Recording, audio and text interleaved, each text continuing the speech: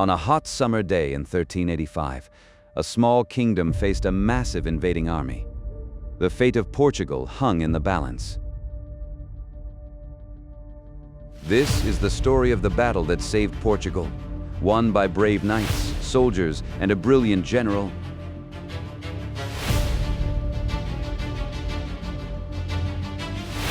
And the legendary baker whose extraordinary courage in the aftermath made her a folk hero forever.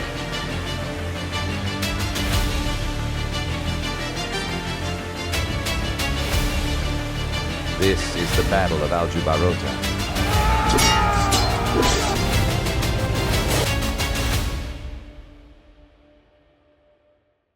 In 1383, tragedy struck Portugal. King Ferdinand I became gravely ill and died, leaving no son to inherit the throne. His only child was a daughter, Princess Beatrice, who was already married to the King of Castile. Because of this marriage, the powerful King of Castile claimed the Portuguese crown for himself. Castile was much larger and stronger than Portugal, and it looked like Portugal would lose its independence. But the Portuguese people refused to accept this. They rose up and chose their own leader, John, the master of the Order of Aviz. He was crowned King John I of Portugal. What followed was a desperate struggle for freedom. Many Portuguese believed they were fighting not only for their land, but also to protect their Christian faith and way of life. Outnumbered and facing a much stronger enemy, their future looked dark. Leading the Portuguese army was a remarkable young knight named Nuno Álvares Pereira. He was only in his mid-20s, yet he was already known as the Holy Constable because of his deep faith and strong character. Before every battle, Nuno would pray and place his trust in God and the Virgin Mary. Even though the Portuguese were greatly outnumbered, he made a brilliant decision. He chose the perfect place to fight near the village of Aljubarrota. The narrow roads and steep slopes would stop the much larger Castilian army from attacking with full force. With wisdom, courage, and faith, Nuno Álvares Pereira gave the Portuguese people hope.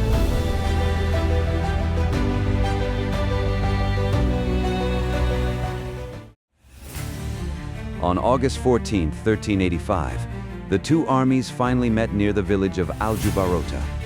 The Castilians had over 20,000 men. The Portuguese had only about 6,500, including a small group of English longbowmen who came to help. Nuno Álvares Pereira had chosen the ground wisely. The battlefield was a narrow slope with steep sides and small creeks. This prevented the much larger Castilian army from attacking all at once.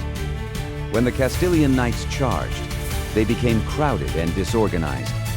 Portuguese archers and English longbowmen rained arrows down on them. Then the Portuguese foot soldiers and knights pushed forward with incredible courage. By the end of the day, the Castilian army was defeated and in full retreat. It was a miraculous and decisive victory. Nuno Álvares Pereira later said that God had granted them this triumph. While the great victory was won on the battlefield by the courage of thousands, from King John I and Nuno Álvares Pereira to the brave soldiers and English archers, the fighting didn't completely end when the Castilian army fled. In the village of Aljubarrota lived a remarkable woman named Brites de Almeida. She was a baker, tall, incredibly strong, and known for her fearless spirit. After the battle, a group of Castilian soldiers ran into her bakery and hid inside her large bread oven, hoping to escape under the cover of night. When Brites returned and discovered them, she did not run away. Armed only with her heavy wooden baker's peel, she bravely confronted the intruders and defended her home and her people. In Portuguese legend, Brites captured or drove away every single one of them. Her story quickly spread across the land. People loved that even an ordinary baker showed such courage when her country needed it most. From kings and knights to one brave baker. This is the spirit of Portugal. A spirit of faith, resilience, and extraordinary courage that still inspires us today.